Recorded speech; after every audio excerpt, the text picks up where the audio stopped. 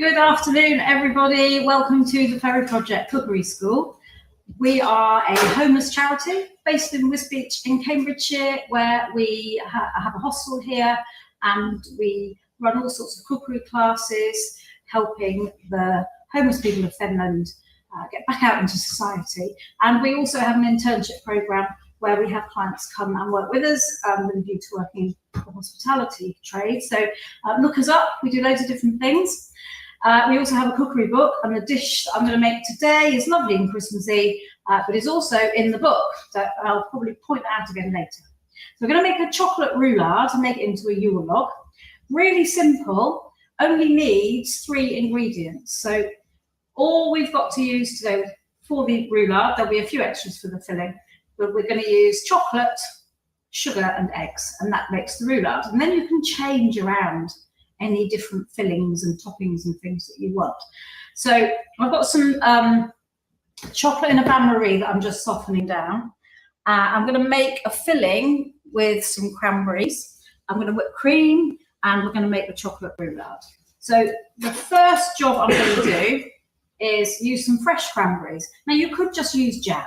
I'm just trying to make it really festive and special, really, because it's Christmas. So I'm going to cook some fresh cranberries. You could do this at other times of the year, not make it Christmassy, and use raspberries and strawberries and things like that, or things like cherry jam, really nice in it, and you sort of almost get that Black Forest gâteau type feel to it. So I'm going to put some cranberries into a saucepan, and I'm going to get that heat turned on so that it starts just softening off while I do the other ingredients. I'm going to add a little bit of sugar just to take that tartness away from the cranberries. And I'm going to use some orange. Cranberries and orange are really lovely together. So before I cut that, I'm going to take some of the zest. Oh, it smells lovely already, just the zest of the orange. And if you make this and you've got plenty spare, you can use it in all sorts of other things as well. It's quite nice in mince pies. You've got a little bit of on the top of your mince meat, and then put the pastry lid on. Just adds that extra sort of texture and flavour. But it's also really nice served with cold meats and pork pies and things like that. Right, so a little bit of orange zest in there. And I'm going to cut my orange in half, and I'm going to put the juice in.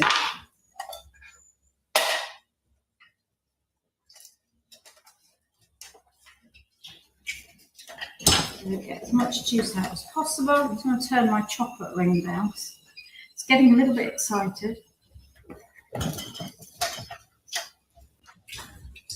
Right, got some nice orange juice there. So we don't have to use orange juice, but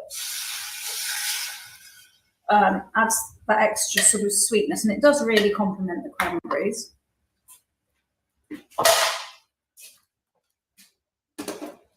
Okay, so we've got that now, and I'm just going to leave it. I don't want to stir it too much because I do want some of the cranberries to remain whole. So I might just give it a little bit of a stir once it's got going. But I want the sugar to dissolve, and then that to start just gently cooking down.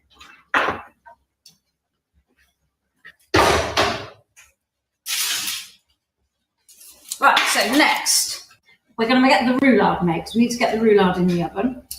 So what we're going to do is I'm going to show you how I line the tin, which is the same for Swiss rolls as well. But first, I need to get my chocolate melting. So I've got a bain-marie set up. You could melt the chocolate in the microwave. Just be really careful because it starts to catch quite quickly around the edges. And then once some catches, you've lost it. So I have got a bain-marie set up. So a saucepan with some water in and a bowl on the top. And I'm going to break into it 200 grams of dark chocolate.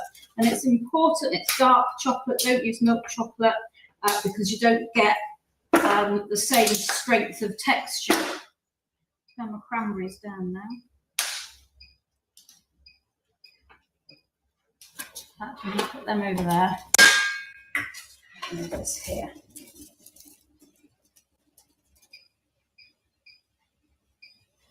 Okay, so dark chocolate. I'm using 80% cocoa solid chocolate. It is worth it. You get such a good flavour And because it's got a higher level of cocoa solids and not very much cocoa butter in there, it's a stronger texture. And it mixes with, this is only eggs, chocolate, sugar in this roulade. So the texture relies on the chocolate setting, as it calls, and the eggs, obviously the protein will coagulate and set it solid. So just break this up, get that melting down. And break it up quite a lot. Obviously more surface area, the quicker it's going to melt. Right, so 200 grams of dark chocolate in there. So while that's melting down, we'll line the tin. So we've got a Swiss roll tin, a baking sheet, whatever you've got to hand. And I'm just going to brush it with some oil. And make sure you get right into the corners. And give it a bit of a paint. And then I'm going to take a big piece of paper. You can see I don't, faff around with time squaring it off or anything. I just rip a piece off. And then I have my scissors and I just cut diagonally into the corners. And that helps it sit in the flat of the tin. So then just drop it in there. Make sure you've gone all the way around with your fingers to get it sitting in that tin right into the corners. And I'm just going to give it another little brush right in those corners. Not too much oil. I don't want my roulade to be oily. I don't want it swimming in oil. And then just make sure it's got a brush across there so that we can take the paper off easily at the end. Okay, so that's my tin done, ready. Right, next I've got to prepare my other two ingredients. So I've got 150 grams of caster sugar. It's going in there.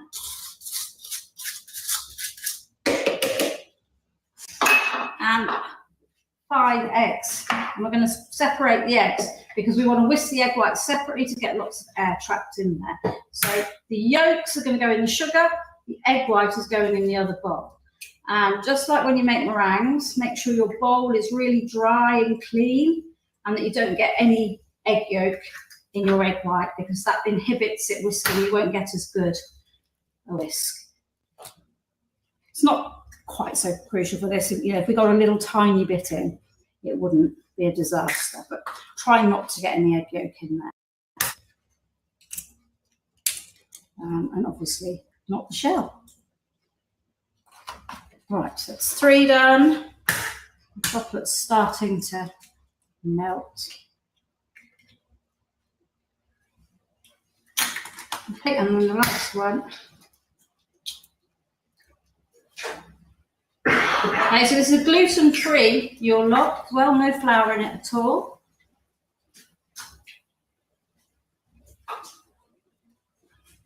I just got rid of the egg white off my fingers. Right, so then what we're going to do is, first of all, I'm going to whisk my egg whites because it doesn't matter if I whisk my egg whites and then whisk that. If I whisk the egg yolk and the sugar first and then put it in my egg whites wouldn't whisk properly.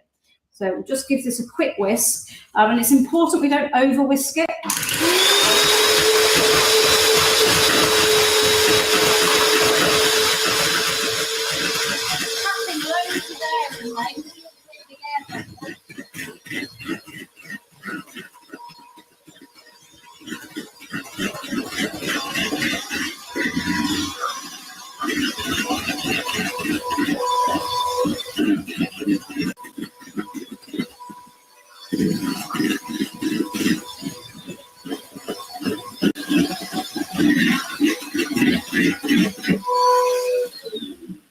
Okay, so there are sort of different levels of whisking it right, and we want sort of soft peaks, which means when I pick this up, the peak comes up and then it just flops down on itself.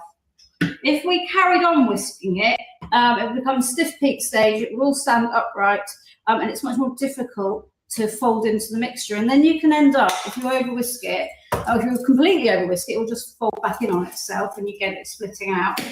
But if you do it too much, it's really difficult to fold in and you get pockets of wet egg white in your roulade, which you don't really want because you want it to all be nicely mixed together. I'm just going to get rid of those.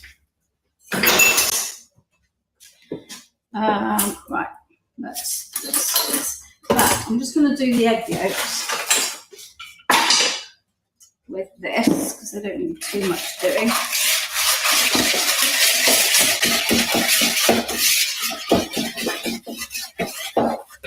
So give those a quick whisk just to get that sugar mixed in.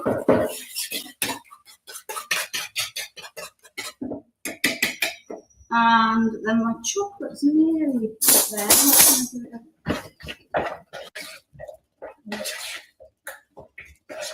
Got 2 lots of chocolate here, so I've got 1 lot that's going to go into my roulade, which I just need it to speed up a little bit. Need all those chunks gone. And then I've got a second bowl of chocolate that I'm just melting, which I could really turn off now because it's done. All the residual heat in that water will keep it warm, which I'm going to make some decorations to go on the roulade with. So that's beautifully melted. Now, just have a quick look at my cranberries. Doing good. Back on there. Right, so what we're going to do next is, and we have to be really careful at the next stage because we've got to add in the chocolate into that egg. We don't want it too hot. Obviously, if the chocolate was really, really hot, then it would start to scramble the eggs and then we'd end up with cooked pieces of egg in the roulade. We don't want that, but I mean, it's not going to be that hot. It would need to be up to sort of 65, 70 degrees C for that to happen. It's not going to be that hot. It's just nicely melted, so all those chunks are gone. Look at that, lovely. And I'm going to stir that into the egg yolk. Oh, look at that, lovely. Really shiny and dark and silky. 80% cocoa syrup chocolate. Right, let's turn that on.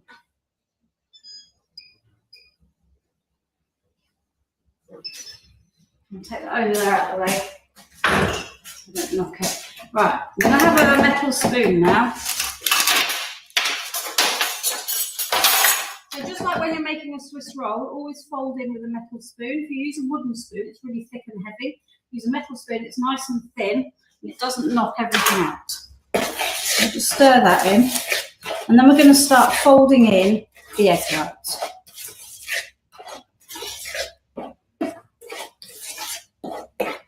So I'm just going to do a third at a time and just very gently. I want all that air, all that matrix of egg white and protein in there has all reformed in a different structure. There's all these pockets of air in there. I want that air in there so that when it cooks, the air slightly expands, the egg starts to coagulate, and it sets that structure of a light, fluffy roulade. If I went in too fast, I'd knock all the air out and it would come out quite flat and chewy.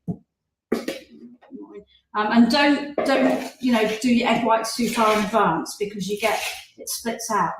It's not a strong enough structure to hold in and it starts to split out.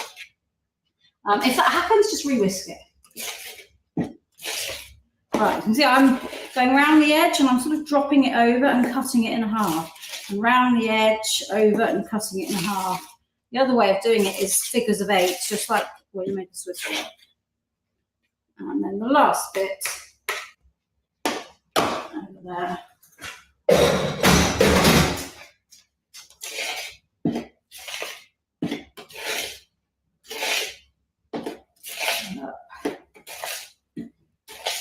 Make sure it's really well incorporated so you haven't got those egg pockets.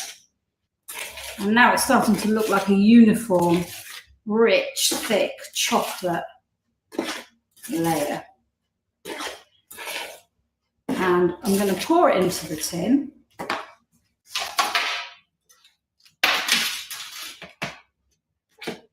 Sometimes there might be a bit of chocolate at the bottom of the bowl. Just very gently fold that in as you go. Look at that.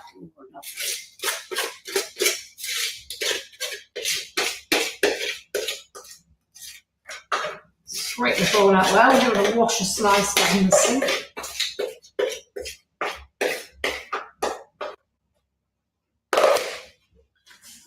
Right, and then I'm not going to spread it. If I spread it, I'll knock the air out. I'm just going to tip it into the corners. See, like that. Just eke it in. So it's about the same thickness all the way through. There's a little bit in that corner it could do with.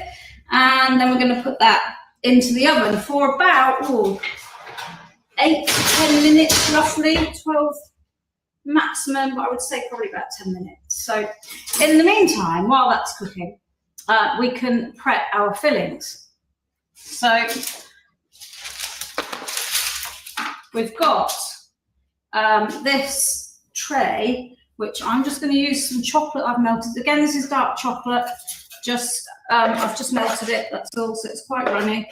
And I'm going to make some shards to just decorate it with. And you can play around with this and do all sorts of different things. The ones I tend to do is I just sort of do this and then I lay them across the top, but you can get way more artistic. You can do sort of swirls, just, and then you'll see in a minute, we'll lay them across the top. So this is just half a bar of chocolate, really. You can do more, and then you can drizzle chocolate all over the top, and you can also drizzle white chocolate all over the top. So what I would do is just put that in the fridge to set. And then the other bit of the filling is cream.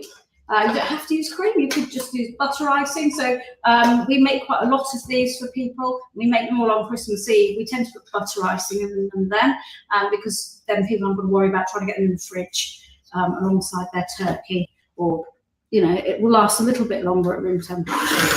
So I have partially whipped this cream, so it's just double cream. I'm just going to re-whip it.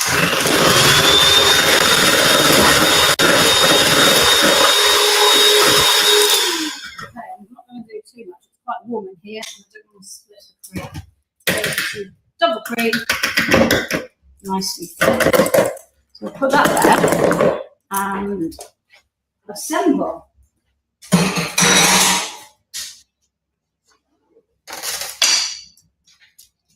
So this is one I've made this morning, and I've also got the cranberries, which I also made this morning. Now the cranberries, which I haven't said, is you can jazz this up if you want to by adding a little bit of port in there. So towards the end of cooking, I quite often put a dash of port in, or brandy, whiskey, Grand Marnier. Grand Marnier is really nice in there as well. But this one, we're not putting any alcohol in it at all, because I'm going to give it all out to the clients here when it's finished. So we've just got the cranberries, orange and sugar. And I'm going to start by putting on the cream. So what has happened is my roularde's cooked for 10 minutes. I've taken it out and I've left it in the tin. So whereas a Swiss roll, you would roll it up immediately, this you don't, you just leave it to set flat in its tin. So I'm going to put the cream on. I'm going to leave a little bit of cream to just dot on the top. So spread that out. Oh, my mouth's watering already. And then we're going to put some of these lovely glossy cranberries on the top. Like that. And I'm having on to the edge, because when I roll it up, it's all going to push its way out as well. I've left a bit of cranberry for decorating. And now I'm going to roll it up. I might turn it around actually, do it from that side. Okay, so take your greaseproof paper, hold it really, really firmly, and just fold the first fold. This is a roulade, so it will crack. It's not a Swiss roll. Swiss roll, you wouldn't want the crack, but this is a roulade. So it will, by the nature of its ingredients. I'm just making sure it's firm, and then once more, using the paper to pull it, and then just using my hands like that. And then we're going to make it into a log.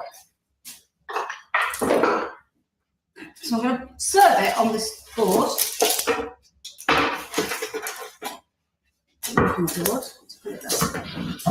And I'm going to cut the diagonal, like so, through it. You can see, oh, look at that. And I'm going to just sit it on there. And then I'm going to put that on the side of it. Now you could use a little bit of cream in there just to join it together. It doesn't really need it. If it was a Swiss roll, I would put something in there to stick it, because it's a roulade, it's very soft. And then I'm just going to dollop little bits of cream. So you could pipe it, but I don't think you really need to, because we're going to top it with other things as well. A little bit of cream in there. And then I have got some chocolate shards that I made earlier on. I've been in the fridge. I'm going to put a few of these cranberries in here as well, just to add a bit of colour. It's lovely with all the glistening red.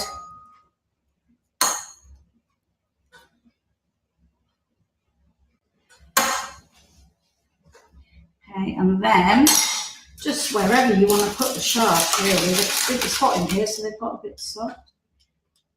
Yeah. Pull them off.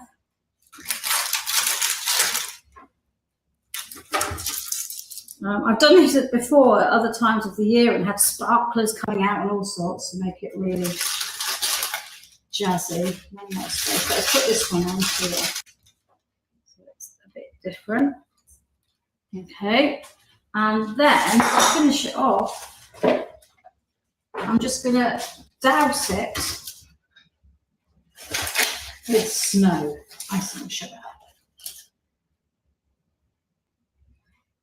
Look at that. Wow. That's plenty. Okay, so there we have chocolate Yule log. And as I say, you can, this is a Christmas version. You can do other times of the year. We have our 4 Seasons cookery book, which is available on Amazon, which has got 40 recipes in it. This is in there. I think, yeah, here it is. There it is, Christmas Yule log. Lots of other recipes in there, marzipan and orange cake, for example, Brussels sprout and cheddar soup, that's really nice. And then autumn, winter, summer, spring, lots of other recipes in there. Really good Christmas present. All the proceeds go to the Ferry Project charity to help the homeless people of Fenland. So go on Amazon and have a look. If you just put in my name, then it should come up. But in the meantime, have a go at making one of those. Look at that, it's gorgeous. Thank you very much for watching, and we'll be back in January.